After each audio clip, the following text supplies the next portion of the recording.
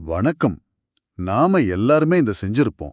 லேசா தலைவலி வந்தா உடனே ஒரு மாத்திரை, இல்ல காய்ச்சல் வர மாதிரி இருந்தா ஒரு பாராசிட்டமால். ஆமா. வேலைக்கு போகணுமே, ஒரு நாள் லீவு போட முடியாதுன்னு உடனே அந்த அறிகுறிகள அடக்க பாப்போம். கரெக்ட். ஆனா நீங்க பகிர்ந்துகிட்ட இந்த கட்டுரை ஒரு விஷயத்தை ரொம்ப ஆணித்தரமா சொல்லுது. நாம நல்லதுன்னு நினைச்சு செய்யற இந்த அடக்குதல் தான் பின்னாடி வர்ற பெரிய பெரிய நோய்களுக்கு மூலக்காரணம்னு சொல்லுது. ம். ஒரு சின்ன புகை வருதுன்னு அலாரத்த ஆஃப் பண்ணிட்டா, உள்ள வீடு எரிஞ்சிட்டு இருக்கிறத கவனிக்க தவறுவது போலன்னு ஒரு ஓமையோட ஆரம்பிக்கிறாங்க. ஆமா. இத பத்தி தான் நாம இன்னைக்கு ஆழமா பார்க்க போறோம். ஆமா. இது உண்மையிலே நம்ம சிந்தனைய தூண்டுற ஒரு பார்வை. முதல்ல ஒரு முக்கியமான விஷயத்த தெளிவுபடுத்திடணும். சொல்லுங்க. இங்க நாம பேசுறது எதுவுமே மருத்துவ ஆலோசனை கிடையாது. மாறா உங்க ஆதாரம் உடல் நலத்தை அணுகுற ஒரு வித்தியாசமான கண்ணோட்டத்தை முன்வைக்குது. அதைத்தான் நம்ம அலச போறோம். புரியுது. நோய்ங்கிறது ஒரு எதிரி. அத உடனே அழிச்சிடணும்னு பார்க்காம, நம்ம உடம்பு நம்ம கிட்ட பேச முயற்சி பண்ற ஒரு மொழினி இந்த கட்டுரை சொல்லுது. உடம்போட மொழியா கேட்கவே சுவாரஸ்யமா இருக்கு. ஆமா, நம்ம உடம்புக்குள்ள இருக்கிற அந்த உள்ளார்ந்த அறிவு, அதாவது பாடி இன்டெலிஜென்ஸ், காய்ச்சல் சளி மூலமா என்ன சொல்ல வருதுன்னு நம்ம காது கொடுத்து கேட்கணுங்கிறது தான் இதோட மைய கருத்து. சரி, அப்போ முதல் பாயிண்டே ரொம்ப ஆச்சரியமா இருக்கு. நோய்ங்கிறது உடம்புக்குள்ள வர்ற எதிரி இல்ல, அதுவே உடம்போட ஒரு பாதுகாப்பு நடவடிக்கை தானே சொல்றீங்க. ஆமா, ஹோமியோபதியோட தந்தை ஹானிமன் சொன்ன ஒரு வரியை இதுல மேற்கோள் காட்டுறாங்க. நோய் என்பது பொருளை சார்ந்ததல்ல, அது ஆற்றல் சார்ந்தது அப்படின்னு. இது கேட்க தத்துவவாதமா இருந்தாலும் இதுக்குள்ள ஆழமான அறிவியல் இருக்குன்னு தோணுது. நிச்சயமா. அதாவது நோய்ங்கிறது வெறும் ரத்தத்துல சக்கரை கூடுறதோ இல்ல ஒரு பாக்டீரியா உள்ள வரதோ மட்டும் இல்ல. ஹம். அத நம்ம உடம்போட உயிர் சக்தி தன்னை தானே சரி பண்ணிக்கவும் பாதுகாத்துக்கவும் எடுக்கிற ஒரு தீவிரமான முயற்சி. ஒரு உதாரணம் சொல்ல முடியுமா? ஒரு போர்க்களத்துல சைரன் ஒலிக்குதுன்னு வச்சுக்கோங்க. அந்த சைரன் தான் பிரச்சனையா? இல்ல. இல்ல, அது ஒரு எச்சரிக்கை. கரெக்ட். உள்ள ஒரு பெரிய தாக்குதல் நடக்குதுங்கிறதுக்கான எச்சரிக்கை அது. அதே மாதிரி தான் காய்ச்சல், வலி, இருமல் எல்லாமே. அதுங்க எல்லாமே உடம்பு உள்ளே ஒரு பெரிய போராட்டத்தை நடத்திக்கிட்டு இருக்குங்கிறதோட வெளிப்பாடு தான். ஆனா நாம அந்த சைரனை மட்டும் ஆஃப் பண்ணிட்டு போர் நடக்கலைன்னு நினைக்கிறோம். மிக சரியா சொன்னீங்க. வாவ்! இந்த சைரன் உவமை விஷயத்தை ரொம்ப தெளிவா புரிய வைக்குது. சரி, அப்போ நாம ரொம்ப சாதாரணமா பார்க்குற காய்ச்சல் எடுத்துக்கலாம். காய்ச்சல் வந்தாலே உடனே ஒரு பயம் வந்துரும். உடம்பு சூடாகுதே, ஏதோ தப்பா நடக்குதுன்னு தோணும். ஆமா, ஆனா இந்த கட்டுரை அதை வேற மாதிரி பாக்குது. எப்படின்னு சொல்லுங்க. காய்ச்சலுங்கிறது நம்ம நோய் எதிர்ப்பு மண்டலத்தோட சூப்பர் ஹீரோ மோடு மாதிரி. நம்ம மூளையில இருக்கிற ஹைப்போதாலமஸ் உடம்போட தெர்மோஸ்டாட் மாதிரி செயல்படுது. ஓகே. உடம்புக்குள்ள கிருமிகள் வந்த உடனே இந்த ஹைப்போதாலமஸ் ஜானாலே வெப்பநிலையை அதிகரிக்குது. எதுக்கு அப்படி அதிகரிக்குது? ஏன்னா அதிக வெப்பநிலையில நம்ம நோய் எதிர்ப்பு செல்களான டி செல்ஸ், பி செல்ஸ் எல்லாமே பல மடங்கு வேகத்துல வேலை செய்யும். அதே சமயம் பெரும்பாலான பாக்டீரியா, வைரஸ்களால அந்த அதிக வெப்பத்துல உயிர் வாழ முடியாது. அப்போ காய்ச்சலுங்கிறது உடம்பே தனக்குத்தானே செஞ்சுக்கிற ஒரு ஆன்டிபயோட்டிக் தெரப்பி மாதிரி. அருமை, அதேதான். அப்ப நாம பாராசிட்டமால் போடும்போது என்ன நடக்குது? வேலையை சீக்கிரம் முடிக்கணும், அசதியா இருக்க கூடாதுன்னு நாம மாத்திரை எடுக்கிறது தப்புன்னு இந்த கட்டுரை சொல்லுதா? நடைமுறையில அதுதான் இருக்கு. ஆனா அதோட பின்விளைவுகளை பத்தி தான் இந்த கட்டுரை எச்சரிக்குது. பாராசிட்டமால் மாத்திரை வெப்பநிலையை அதிகரிக்க தூண்டுகிற ப்ராஸ்டாகிளாண்டின் அப்படிங்கிற ரசாயனத்தோட உற்பத்திய மூளையில போய் தடுக்குது. ஓ, அதனால உடம்போட தெர்மோஸ்டாட் ஆஃப் ஆகி வெப்பநிலை குறையுது. ஆமா, நமக்கு உடனே கொஞ்சம் நல்லா இருக்கிற மாதிரி தோணும். ஆனா உண்மையில என்ன நடக்குது? ஒரு ராணுவம் எதிரிகளோட பாதி சண்டை போட்டுட்டு இருக்கும்போது திடீர்னு சண்டையை நிறுத்துங்கன்னு சொல்ற மாதிரி. கிருமிகள் முழுமையா அழிக்கப்படாம உள்ளேயே தங்கிடுது. கரெக்டா சொன்னீங்க. இதனால உடம்போட நோய் எதிர்ப்பு நினைவு, இம்யூன் மெமரி சரியா உருவாகிறதில்ல. ஓ, இதுதான் விஷயமா? இதனால தான் சில பேருக்கு திரும்ப திரும்ப சளி பிடிக்குது, அடிக்கடி உடம்பு சரியில்லாம போகுதுன்னு சொல்றாங்களா? ஆமா, உடம்பு அந்த கிருமியை எப்படி ஜெயிக்கணும்னு முழுசா கத்துக்கவே இல்ல. நாம அதுக்கு வாய்ப்பு கொடுக்கறதில்ல. அதேதான்.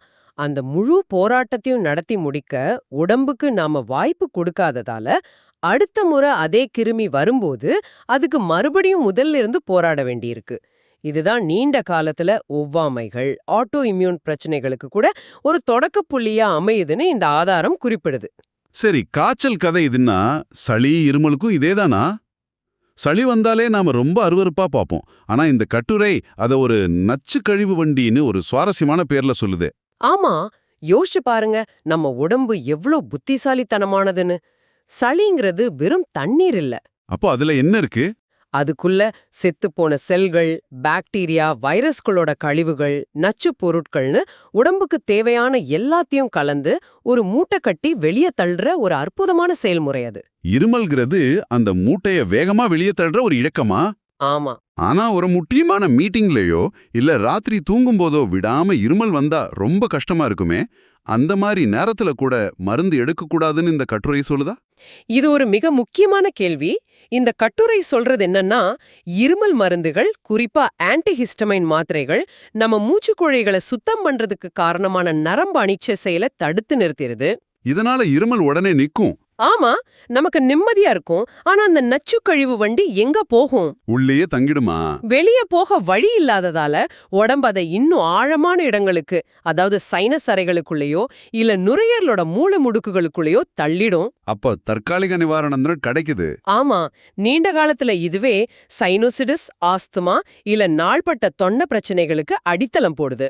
அப்போ நம்ம காய்ச்சல் மாத்திரை போடுறதும் இருமல் மருந்து குடிக்கிறதும் உடலுக்குள்ள இருக்கிற குப்பையை வெளியே விடாம தடுத்து உள்ளேயே பூட்டி வைக்கிற மாதிரி தான், அப்படிதானே? கரெக்ட்.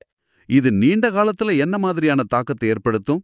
ஒரு ஆற்றோட இயற்கையான போக்க தடுத்து அணை கட்டுனா அந்த தண்ணி கண்டிப்பா வேற எங்கேயாவது ஒரு பலவீனமான இடத்துல உடைச்சுக்கிட்டு வெளியே வரும்ல, அது மாதிரி தானா இதுவும்? நீங்க சொன்ன அந்த ஆற்றின் உவமை 100க்கு 100 பொருத்தம். இந்த நீண்ட கால அடக்குமுறை தான் தீராத நோய்கள்னு சொல்லப்படுற பெரிய பிரச்சனைகளா மாறுதுன்னு இந்த கட்டுரை ரொம்ப அழுத்தமா சொல்லுது. உதாரணத்துக்கு சர்க்கரை நோயை டயபெட்டிஸா எடுத்துக்கலாம். நிஜமாவா? சர்க்கரை நோய்க்கும் நாம சின்ன வயசுல காய்ச்சல அடக்குனதுக்கும் தொடர்பு இருக்கா? எனக்கு தெரிஞ்ச சர்க்கரை நோய்ங்கிறது இன்சுலின் கணையம் சம்பந்தப்பட்டது. ஆமா, ஆனா இது எப்படி ஒன்னோட ஒன்னு சேருதுன்னு இந்த கட்டுரை விளக்குது. சொல்லுங்க. சர்க்கரை நோய்ங்கிறது வெறும் ரத்தத்துல சர்க்கரையோட அளவு கூடுறது மட்டும் இல்ல. அது ஒரு வளர்ச்சிதை மாற்றத்தின் சோர்வு. மெட்டபாலிக் எக்ஸாஷனா? ஆமா, அதாவது நம்ம செல்களால குளுக்கோஸை சரியா பயன்படுத்த முடியாத அளவுக்கு அதுங்க சோர்ந்து போயிருக்கு.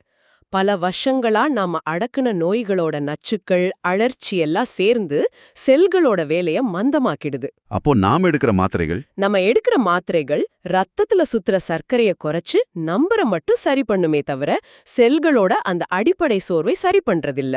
இதனால கணையம் இன்னும் அதிகமா இன்சுலினை சுரக்க வேண்டிய கட்டாயத்துக்கு தள்ளப்படுது. ஆமா, அதுவும் காலப்போக்குல சோர்ந்து போயிடுது. ஓகே, இது ஒரு முற்றிலும் புதிய கோணம். அப்போ உயர் ரத்த அழுத்தத்துக்கும் இதே மாதிரி ஒரு ஆழமான காரணம் இருக்குமா? ஆமா, உயர் ரத்த அழுத்தங்கள்ங்கிற ரத்த குழாய்கள் சுருங்குற பிரச்சனை இல்ல. அது நம்ம நரம்பு மண்டலம் தொடர்ந்து ஒருவித பதட்டமான சண்டைக்கு தயார் நிலையிலேயே இருக்கிறதோட நேரடி தொடர்புல இருக்குன்னு இந்த ஆதாரம் சொல்லுது. பயம், மன அழுத்தம் மாதிரியான உணர்ச்சிகளும்? அதேதான். பயம், பாதுகாப்பின்மை, மன அழுத்தம், ஏன் நாம அடக்கிற கோபம், துக்கம் போன்ற உணர்ச்சிகள் கூட அட்ரினலின், கார்டிசால் போன்ற ஹார்மோன்களை தொடர்ந்து சுரக்க வைக்குது. இது இரத்த குழாய்களை இறுக்கமாக்குது. அப்போ நாம எடுக்கிற மாத்திரைகள் அந்த இறுக்கத்தை தளர்த்தி பிரஷர் நம்பரை குறைக்குது. ஆனா மூளைக்குள்ள அடிச்சுக்கிட்டே இருக்கிற அந்த அபாய மணியை அது நிறுத்துறதில்ல, அப்படிதானே? மிகச்சரியா புரிஞ்சுக்கிட்டீங்க. அந்த அபாய மணி தொடர்ந்து ஒலிச்சுக்கிட்டே தான் இருக்கு. மாத்திரைகள் அந்த ஒளியோட வெளிப்பாட்டை மட்டும் குறைக்குது. இதனாலதான் வாழ்நாள் முழுக்க மாத்திரை சாப்பிட வேண்டிய நிலை வருது. ஆமா, அந்த அடிப்படை பதட்டத்தை சரி செய்யாத வரை உடம்பு ஒருபோதும் முழுமையா இயல்பு நிலைக்கு திரும்பாது. காய்ச்சல், சளின்னு ஆரம்பிச்ச இந்த விஷயம் புற்றுநோய் வரைக்கும் போகுதுன்னு கட்டுரை சொல்றது கொஞ்சம் அதிர்ச்சியா இருக்கு. சாதாரண அறிகுறிகளை அடக்கிறதுக்கும் செல்கள் கட்டுப்பாடு இழந்து போறதுக்கும் நடுவுல என்ன தொடர்பு இருக்குன்னு அவங்க விளக்குறாங்க. அது ஒரு பெரிய பாய்ச்சல் மாதிரி தெரிந்தாலும் அது பல வருடங்களா நடக்கிற ஒரு மெதுவான செயல்முறையோட உச்சகட்டம்னு இந்த கட்டுரை சொல்லுது. எப்படி? பல வருஷங்களா காய்ச்சல், வலி, தோல்வியாதிகள், உணர்ச்சிகள்னு உடம்போட எல்லா விதமான எச்சரிக்கைகளையும் நாம தொடர்ந்து அடக்கிட்டே வரும்போது என்ன ஆகும்? செல்களுக்கு இடையேயான தகவல் தொடர்பு மெல்ல மெல்ல துண்டிக்கப்படுது. உடம்போட நோய் எதிர்ப்பு கண்காணிப்பு அமைப்பு, இம்யூன் சர்வைலன்ஸ் சோர்வடைந்து தன்னோட வேலையை சரியா செய்ய தவறுது. இந்த நிலையில சில செல்கள் தன்னிச்சையா கட்டுப்பாடு இல்லாம தான் நினைச்சபடி வளர ஆரம்பிக்குது. இதத்தான் இந்த கட்டுரை உடலின் அறிவின் மௌனம் அப்படின்னு சொல்லுதா? ஆமா, சைலன்ஸ் ஆஃப் பாடி இன்டெலிஜென்ஸ். உடம்பு பேசி பேசி ஓஞ்சு போய் கடைசியில மௌனமாயிடுது. அந்த மௌனம் தான் புற்றுநோய். இது என்ன பரம்பரை நோய் பத்தி யோசிக்க வைக்குது. எங்க குடும்பத்துல எல்லாருக்கும் சர்க்கரை நோய் இருக்கு, அதனால எனக்கும் வரும்னு சொல்றத கேக்குறோம். நாம எப்பவுமே மரபணுக்களை கொடை சொல்றோம். ஆனா இந்த கட்டுரை அதுக்கு வேற ஒரு விளக்கத்தை கொடுக்குது. நாம மரபணுக்களை விட அந்த மரபணுக்களை தூண்டுகிற அடக்குமுறை பழக்கங்களை தான் தலைமுறை தலைமுறையா கடத்துறோம்னு சொல்ல வருதா? மிகச் சரியா சொன்னீங்க. இதுதான் இந்த கட்டுரையின் மிக முக்கியமான வாதங்களில் ஒன்று. ஒவ்வொரு முறை நாம ஒரு அறிகுறிய அடக்கும் போதும் அது வெறுமனே மறைஞ்சு போறதில்ல. அது எங்க போகுது? அது நம்ம நரம்பு மண்டலத்துல ஒரு நினைவா பதியுது, ஹார்மோன் அமைப்புல ஒரு மாற்றத்தை ஏற்படுத்துது. இன்னும் ஆழமா சொன்னா எபிஜெனடிக் மட்டத்துல, அதாவது நம்ம மரபணுக்களோட செயல்பாட்டு முறையில ஒரு தழும்ப பதிஞ்சிடுது. ஒரு தழும்பு மாதிரி. ஆமா, மரபணுங்கிறது ஒரு பியானோ மாதிரி. அதுல எந்த பாடல வாசிக்கணுங்கிறத நம்ம வாழ்க்கை முறை, உணவு பழக்கம் மற்றும் இந்த அடக்குமுறை பழக்கங்கள் தான் தீர்மானிக்குது. அப்போ ஒரே குடும்பத்தில் இருக்கிறவங்க ஒரே மாதிரி அடக்குமுறை பழக்கங்களை கடைபிடிக்கும்போது ஒரே மாதிரி மரபணுக்கள் தூண்டப்பட்டு ஒரே நோய் வெளிப்படுது. ஆமா, இதுதான் விஷயம். நாம ஒரு சாதாரண பாராசிட்டமால் மாத்திரையில ஆரம்பிச்சு மரபணுக்களோட செயல்பாடு வரைக்கும் ஒரு நீண்ட பயணத்தை மேற்கொண்டுட்டோம். இந்த முழு உரையாடலையும் சுருக்கமா சொன்னா, உடம்போட அறிகுறிகளை நாம அலட்சியம் செய்யறது, அது நம்மகிட்ட பேச முயற்சி பண்ற ஒரு மொழிய மௌனமாக்குறதுக்கு சமம்.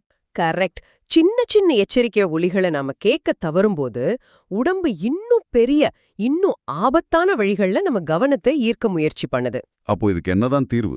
இதிலிருந்து மீள்வதற்கான வழியையும் இந்த கட்டுரை சுட்டிக்காட்டுகிறது. உண்மையான குணமடைதல், ட்ரூ ஹீலிங் என்பது அறிகுறிகளை மாத்திரைகள் மூலம் மறைப்பதல்ல.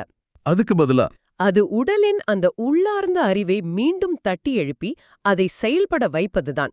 அதற்கு அறிகுறிகளை அடக்குவதை குறைத்து வியர்வை, சிறுநீர், மலம் போன்ற உடலின் இயற்கையான கழிவு நீக்க வழிகளை ஆதரிக்க வேண்டும். மன ரீதியாவும் ஏதாவது செய்யணுமா? நிச்சயமா. பதட்டமாவே இருக்கும் நரம்பு மண்டலத்தை தியானம், மூச்சு பயிற்சி போன்ற வழிகளில் அமைதிப்படுத்த வேண்டும். உடலின் ஆற்றல் மட்டத்தில் சரியான சிகிச்சையை கொடுக்கும்போது அந்த நுண்ணறிவு மீண்டும் உயிர் பெறும். இறுதியா இந்த கட்டுரை ஒரு சக்தி வாய்ந்த சிந்தனையோட முடியுது. அது நம்ம எல்லாரையும் நிஜமாவே ஒரு நிமிஷம் நிறுத்தி யோசிக்க வைக்கும். சொல்லுங்க. உடலை அடக்கினால் அது அமைதியாகும். ஆனால் அந்த அமைதி மரணம் நோக்கிச் செல்லும். உடலை கேட்கத் தொடங்கினால் அது தானே குணமடையும். ரொம்ப ஆழமான வரி. இந்த கலந்துரையாடலுக்கு பிறகு நீங்க சிந்திச்சு பார்க்கறதுக்கு ஒரு கேள்வி கேளுங்க. அடுத்த முறை உங்க உடம்பு ஒரு சின்ன அறிகுறியோ, ஒரு லேசான காய்ச்சலையோ, தலைவலியையோ அல்லது ஒரு தோல் தடிப்பையோ வெளிப்படுத்தும் போது அதை உடனே அடக்க முயற்சி பண்றதுக்கு பதிலா ஒரு நிமிஷம் நின்னு, நீ எனக்கு என்ன சொல்ல முயற்சி பண்ற அப்படின்னு அதை நீங்க எப்படி வித்தியாசமா கேட்டு புரிஞ்சுக்க முயற்சி செய்வீங்க?